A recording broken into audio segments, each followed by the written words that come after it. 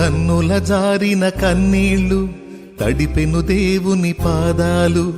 ఇప్పటి నుండి నీ కళ్ళు చూచును దేవుని కార్యాలు. కన్నుల జారిన కన్నీళ్లు తడిపెను దేవుని పాదాలు.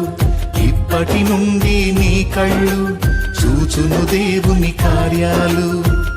ఉందిలే దీవెనా ఎందుక వేదన, పొందిన యాతన